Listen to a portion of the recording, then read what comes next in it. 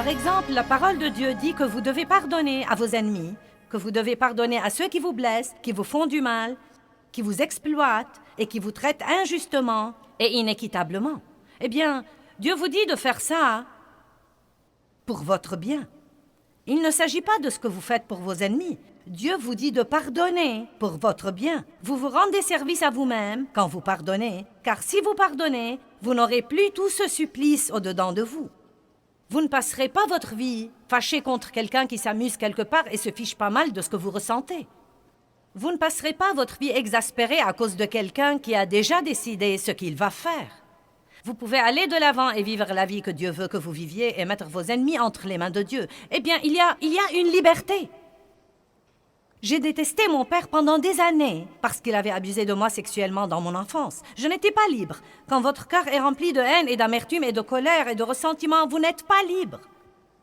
Mais quand j'ai commencé à obéir à la parole de Dieu, non seulement aller à l'église et écouter les sermons et ne pas les mettre en pratique, mais quand j'ai vraiment commencé à vivre selon la parole de Dieu, cette haine s'est dissipée. J'ai en fait commencé à m'occuper de l'homme qui a passé sa vie à abuser de moi. Je me suis occupée de lui jusqu'à sa mort. Il a finalement reçu le Christ comme son sauveur. C'était une merveilleuse expérience. Donc si nous vivons à l'intérieur des frontières de la parole de Dieu, et là je veux le dire à nouveau, n'allez pas à l'église pour écouter les sermons et applaudir et dire Amen et rentrer chez vous et ne pas faire ce que dit la parole.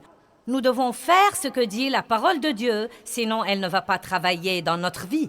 Et si vous restez vraiment dans les frontières et dans les limites de la parole de Dieu, ce sera votre zone de sécurité. Je suis en sécurité. Maintenant, le diable peut venir contre moi, mais à dire vrai, il n'y a pas une chose qu'il peut me faire à long terme. Il peut m'exaspérer, il peut me mentir, mais vraiment, il ne peut rien me faire qui soit en dehors du plan de Dieu pour moi, parce que Dieu veillera sur nous et s'occupera de nous tant que nous resterons dans les frontières de sa parole. Amen.